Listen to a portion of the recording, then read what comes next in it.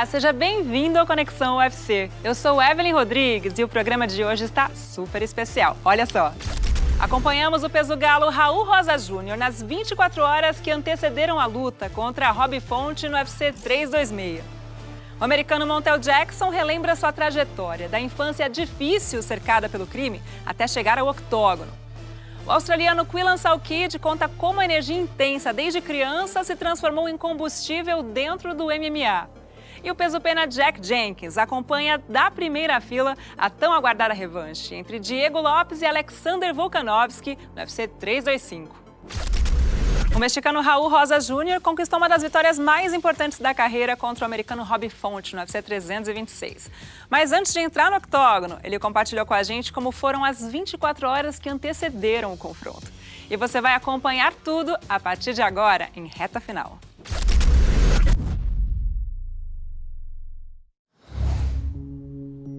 This is the best day of fight week. The hard part is done with the weight cut. I made weight. Now we get to go do the ceremonial weigh-in. You make the weight, and you're happy as you be, and then you gotta go right back up to your opponent. The energy, the lights, and it's just trying not to get too hyped up. You still got all day tomorrow to get to the fights. I'm fighting Rob Font. It's a big opportunity for me to get into the top 15, get a number next to my name. And now we're about to go to a ceremonial weigh-in. This is the last time I see my opponent before tomorrow night. The moment where you know, okay, it's about to get real. Going back on stage, again, it's one of those, trying not to get too amped up, hyped up, but it's hard, man. You get the lights, cameras, you know, all the fans. Once they start going, either booing or cheering, the emotions are going up and down. What's happening, everybody? Welcome to the weigh-ins! The next fight is in the bantamweight division. Raul Rosas Jr. Your official weight, 135.5. And his opponent, Rob Font, ladies and gentlemen, official weight, 136. Raul Rosas Jr. and Rob Font, ladies and gentlemen. He was insane. I love these face-offs, man. It's like Christmas, man. I feel like I got one more day before I get to open that present, you know? I'm feeling good. Pretty calm, to be honest. I think we both respect each other because we both know what we bring to the table and where we're dangerous at. I'm grateful to God that I'm able to go out there again and do what I love. So it's finally fight day. I'm here with the team, just relaxing, about to do a shakeout and mentally prep for this fight. Me and Rob have been friends and teammates for about 10 years. It's always great to be here to support him on fight days. It's almost more nerve-wracking than when you fight yourself. Rob puts in a ton of work each camp. I'm always even happier to see him win than sometimes get my own hand raised. Great being a part of that whole process and see hard work pay off. Today I woke up, I prayed. Now I'm just waiting for my shuttle to go to the arena. More than anything, enjoying the process and all the hard work I know is going to pay off. I'm excited to be able to go out and become the youngest UFC fighter ever to be ranked. We're in the shuttle right now, headed to the arena. We're a couple hours out before the fight. Trying to do at least 5 to 6 minutes of breath work. I find it helps me kind of calm down, focus up, and I know when to ramp it back up. Once it's time to ramp it back up. Yes, it is a big night for the UFC in the fight capital. We are live in Las Vegas, Nevada, where later this evening, Raul Rosas Jr. gets a major step up in competition against the perennially ranked contender, Rob Font. The last 24 hours, we've just rehearsing the game plan. And of course, game plans can go out the window as you're fighting, but we have a good initial bite on what we want to do in there. And we've just been rehearsing it and trying to get in his head to make sure we execute. Raul is looking great. He is ready to win this fight. We have a very good camp and we have very good coaches here with us. We want to win this fight. It will be UFC appearance number 7 for the now 21-year-old phenom, Raul Rosas Jr. He's 21 years old. He's 4 years into his UFC career. I mean, that's bonkers. His grappling is outstanding. He's a physical specimen, tireless fighter inside the octagon. And Raul Rosas Jr. has one thing on his mind, to be the greatest fighter that's ever done it. And now New England's Rob Font. What this man brings to the table is knockout power, one of the best jabs in the sport, and the mindset that comes with a fighter that is 38 years old, that's had a tremendous amount of experience, and is prepared to slow the momentum of this great young fighter. First round, you ready? You ready? Fight! Raul Rosas Jr. taking on the division 13th ranked contender, Rob Font. He has one of the best jabs in the sport. Hey, relax, move quick, and then go. Raul took a beautiful single leg and sat him down. Go to the fence, go to the fence. Raul Rosas is the superior grappler, at least on paper. Rob defends, back down. If he doesn't get Rosas Jr.'s hands unlocked, he will keep getting controlled. Fight the hands. You gotta go to the fence, touch your knees. Rosas Jr. just continuing to suffocate and apply pressure. Raul, look at the leg, look at the leg. 10 takedowns now. Font had never given up more than 7. He's just one step ahead in every scramble. Every time Rob looks to go out the back door, he's closing it. On the strength of 16 takedowns, all Rosas Jr. by unanimous decision, Raul Rosas Jr. Estoy bien, no satisfecho, pero bien porque 21 años y ya voy a estar rankeado. La verdad que he trabajado muy duro para esto. Rob came out southpaw and changed a little bit of what we had planned once he went more orthodox. We were able to kind of beat that and get good entrances. He wrestled well defensively at the start. He got a little worn down and we were able to take him down pretty much whenever we shot afterwards, and that's the story of the fight. Raul did a great job. He's improved in a lot of areas. He loves fighting so much. I'm excited to see what's next for him. Whatever it is, it's going to be good. O americano Montel Jackson começou sua caminhada até o Octógono, em um lugar onde crescer já era encarar dificuldade e violência todos os dias. A vida bateu cedo, com momentos duros e perdas que o obrigaram a fazer escolhas decisivas ainda muito jovem. E ele relembra agora toda essa trajetória até o UFC nesta edição de Origens.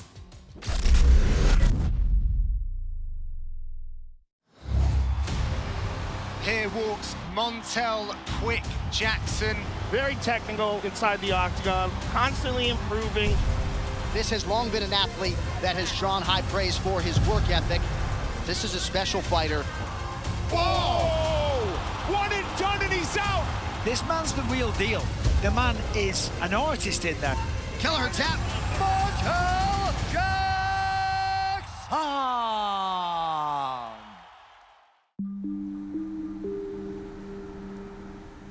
Growing up in Milwaukee, we always heard gunshots. It was normal. It was super easy to get pulled onto the street because you're in that environment. The places you go, the people you affiliate with, it all play a big role in your mentality. I thought if I could just make it to tomorrow, get out of the situation you in, you can go far. Growing up in my neighborhood, it was poverty. Usually when people don't have the best financial situation, it puts them in a state of desperation. And when you in that type of mind state, your decision making isn't best. My dad was a pro kickboxer in the 80s and the 90s. He was one of the early pioneers of combat sports. But I only heard stories about my dad. I never really met him or anything like that, because when my dad was killed when I was a kid, his friend shot him from the back of the head with a shotgun. Ultimately, I never got a chance to basically have a dad. Growing up without a dad, it was tough. I was always self-sufficient and independent. I never really wanted nobody to help me. I would always figure everything out by myself. This is my first ever job, right here. I was half in the streets, half out the streets, selling drugs. If I didn't go to work, people would call me like, where you at, what are you doing? It saved me from a lot of trouble. But it's still pretty much the same from the time I worked here. I worked here from when I was 14 to 22, 23. Still got it hanging up. My junior year of high school, I come to school some days when I felt like it. One day, I ended up getting in trouble by a teacher and they was gonna suspend me. Our security guard, Mr. Jones, he's like, Montel, I'll make a deal with you. If I went out for wrestling, he'd throw away the referral and we'd be even. I was like, all right, that's easy, I can do that. So I started wrestling. Wrestling for me was, I just pick this guy up and I slam him and I'm gonna win. I wrestled a half a year my junior year, a half a season my senior year, and I beat a lot of good guys. I qualified for state, and that just opened my eyes to bigger and better things. I really never had like an interest in doing MMA until 2014. My friend Devon called me and he asked me, "Hey, you still wrestling around?" He said, "I'm fighting this guy. You should come and help me get ready for my fight." From there, I get introduced to grappling, which led me into doing MMA. When Montel first walked into the gym, Trust those reads. you knew something was special about him. There you go. He walked in with a level of confidence. It's pretty common in the urban environment. Kids are typically athletic and talented. So Montel grew up in that life. So when he came into the gym, it was just a matter of getting his kinetic chain connected. He's got a punch around that. You know if anything comes, that elbow goes up. He told me stories of other guys that came up early in the MMA scene that fell along the wayside because of the streets. He was like, "Don't waste my time. If you want to do this seriously, you gotta make a choice. It's all in or all out." Time. This was the plan. We're gonna go beat up everybody on the local scene, and then we're gonna go beat everybody up on the world scene. I went out there with no pressure because no one knows me. I got nothing to lose here and everything to gain. He got big hands and he's very fast. So you know, the more we clean this up, the better he's gonna get. Lead uppercut. And the referee's gonna step in. I believe you should only want to fight if you want to prove that you're the best in the world. Making his professional debut, Montel Jackson. And it's over. It's over. The things that we do to get him ready for a fight, they're not flashy, they're not complex, they're just very basic, fundamental skills. As a Pura Vida fighter, Montel Jackson is a rock star. That first year of me turning pro, it wasn't the best. One day, I was working in the neighborhood, and my best friend, Bartez, he had came by. He was like, "I didn't bring my car. Let me use your Monte Carlo." So I'm like, "Yeah, whatever." I gave him my keys, and I was like, "Love you, bro. Like, catch you later." He's like, "All right." 20 minutes later, I hear gunshots. I go around the corner. I see him dead. Blood coming out his head. I thought, damn, if I'd never gave him my car, probably would have saved his life.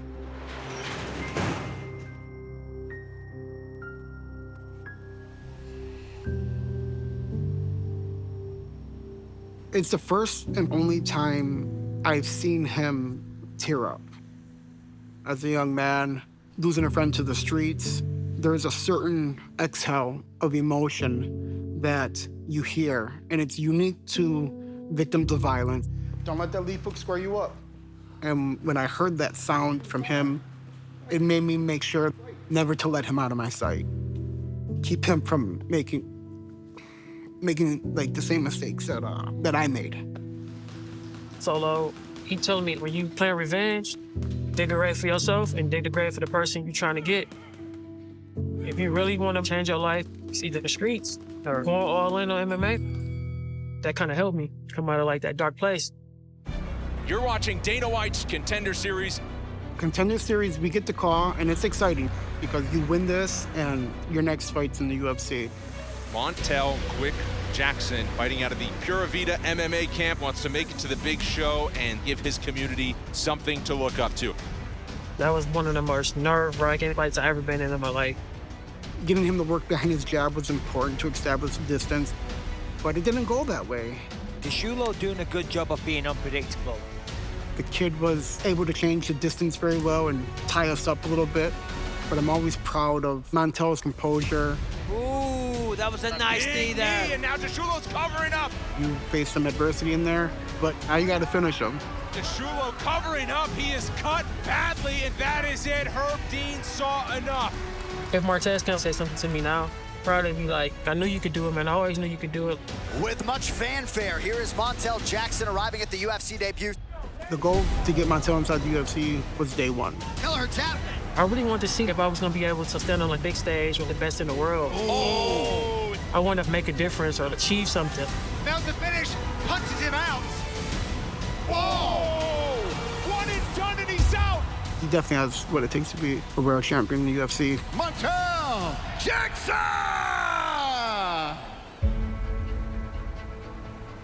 One thing I always make priority is to give back. Be the person I needed when I was growing up, whether they be coaching, time, step to the outside, drive up, finish. I just want them to have the mentality and the attitude that no dreams are ever too big. Yeah. Fighting MMA definitely saved Montel from a different path. Drive, up.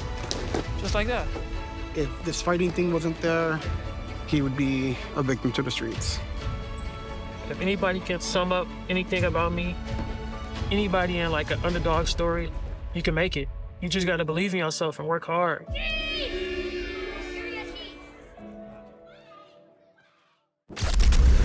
O australiano Quillan Salkilld sempre foi daquele tipo que se joga de cabeça em tudo. Ainda adolescente, correu atrás do sonho de ser atleta profissional, mas foi no MMA que tudo realmente fez sentido. Com 4 vitórias seguidas no UFC e 3 bônus de performance, Salkilld já desponta como uma das grandes promessas do peso leve. E você vai conhecer melhor a história dele, agora em Foco de Lutador.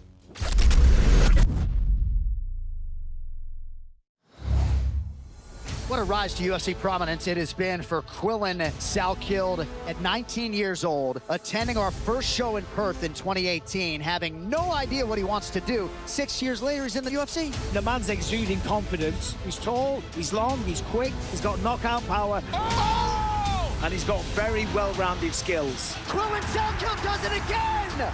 I don't have some deep, meaningful reason behind why I fight. Oh, nasty kick to the body. I just love the challenge. I love the competition. I love fighting another trained killer in front of thousands of people under bright lights. Oh my God! I just love everything about it. Quillan Salkilld has arrived. Quillan!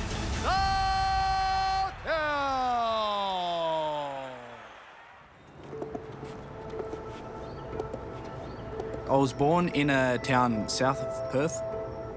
Growing up, I was a very sporty person, always outdoors, always interested in having fun. I was always ambitious. I always wanted to do well in things. As a young kid, I picked up skating. One of my mates introduced us to skateboarding and I got hell into it and I just wanted to skate. I've always been that kind of person to go all in on everything I did, and I remember just being at the front of my house, practicing the kickflip for hours every night. I swear it took me like 3 months to finally land it. Before you do that, you'll need to learn backward 180s. To land a trick and to land it consistently takes a hell of a lot of time, patience and practice. That's what I liked about it, because it was so challenging. Over time, I really wanted to be a pro skater. I was doing it every day. I was thinking about it all the time. But when my family moved out of town, I stopped skating as much, and then I got back into football. My old man actually, he tricked me. I remember one day he drove us down to the footy field. It was like footy training. And I was like, you betrayed me. You tricked me. And I ended up just doing it anyway. And then after that one session, I kind of sparked the flame. I played for a squad in Broome and I got chosen to try out for the Claremont Colt. And just like that, I wanted to become an AFL player. One day, I was like, I need to learn how to defend myself in case anything pops off on the footy field. I was like, I'm just gonna do it as like another form of training and just to try out. Stepping into an MMA gym, I remember being obviously nervous. I was a fan of the sport anyway for probably a year, 2 years leading up to it. And then within a span of 3 months, footy was out the window. Didn't care about that anymore, and I just wanted to do MMA. I remember getting my ass handed to me a couple of times and just thinking, what do I do next to stop that from happening again? To roll out. Always back in my mind to try it out, what it'd be like to have the crowd watching and roaring as you're getting bloodied, getting hit and having a good fight. I was dreaming of that before even actually doing it. Where's that cross? So I asked my coach and said, I wanna fight. Please welcome Quillan Salkilld. The first half of my amateur career was kind of a bit mixed. Couple wins, couple losses. Well done. I don't think Quillan also walks away upset with that. And then the second half of my amateur career, found my rhythm. I had 11 fights at that point. Felt I was good enough to be able to make that transition and go pro. He's that's it. Great work by Quillan. I just stopped caring so much about the outcome. I started focusing a bit more on just letting go. And already some bit of redness and swelling on the face. Whatever happens, happens. That suits my personality, it suits my style of fighting.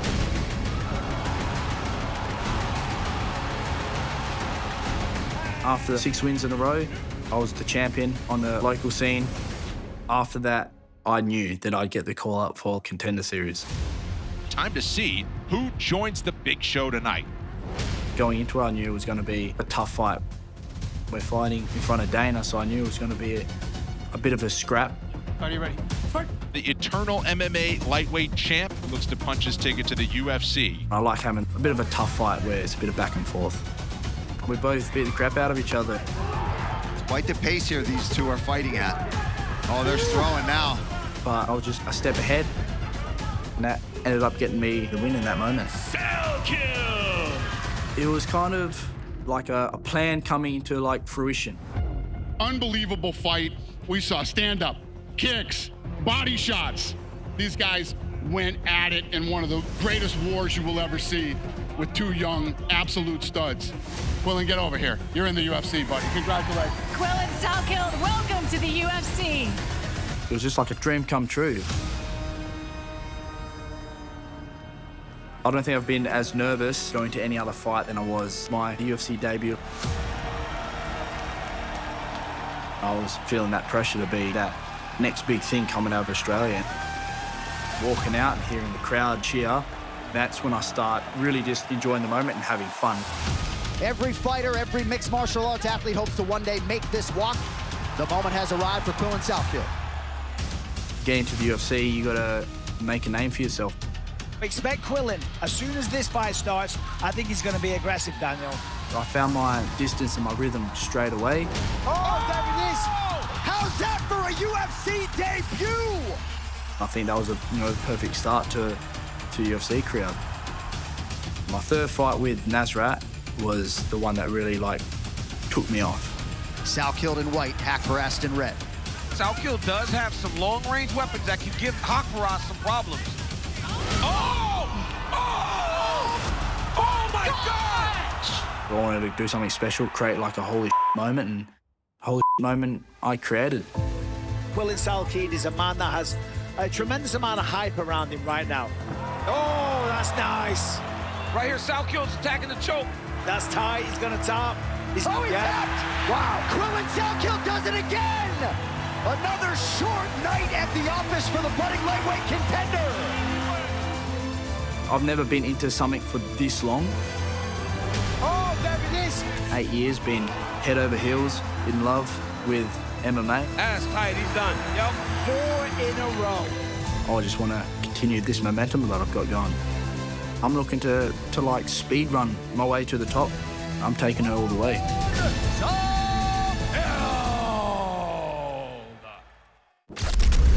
A luta principal do UFC 325 foi a tão aguardada revanche entre Alexander Volkanovski e Diego Lopes pelo cinturão do peso-pena. E quem assistiu tudo da primeira fila foi o australiano Jenkins, que agora compartilha com a gente, em detalhes, tudo que viu de pertinho. Espia só.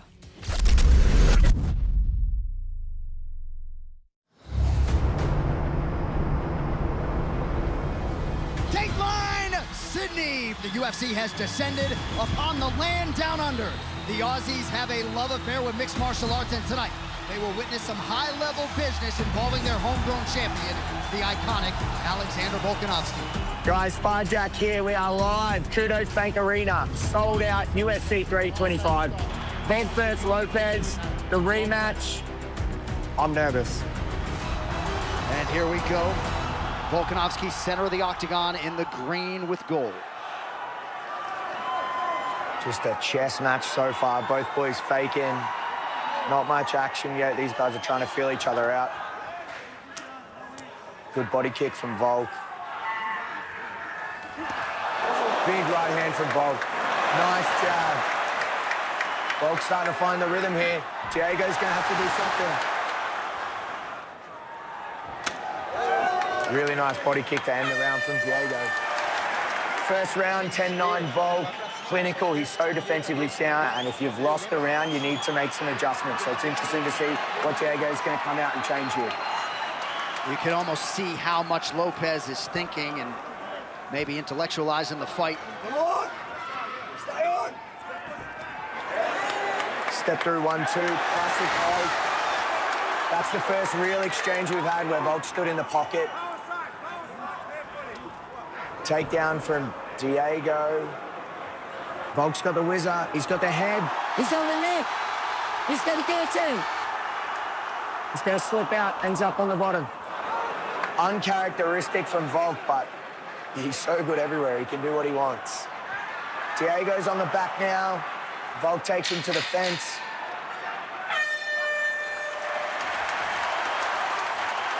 Volk looking great, Diego looking good. This is a great fight. This is what we come to see. Gotta think some of the scorecards are on both sides of that second round. Oh, big right hand over the top from Volk.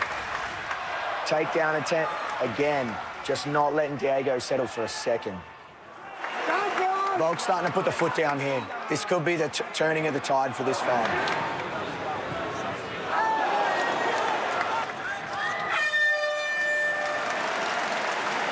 We come to the end of the third, bringing us into the championship rounds. I've got it 2-1 Volk, so you're going to have to see something different from Diego here. Both fighters had their moments in rounds 2 and 3. Round 1, easier to score. So as I said before, though, now it's time for Diego. He's got to get creative, he's got to take chances. Volk doing a better job at the moment, showing that he's that, you know, higher caliber IQ. It's still anybody's fight right now, even though Volk's up on a scorecard. Oh, Volk tags in, goes in. Bit of a fight there. Volk exits.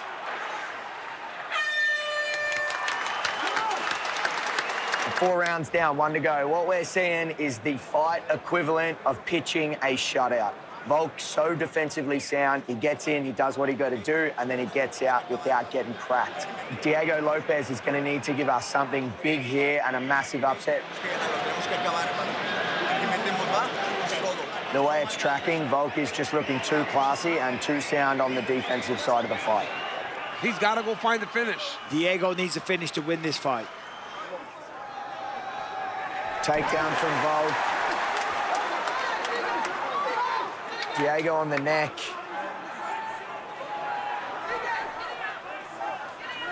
Back to the feet.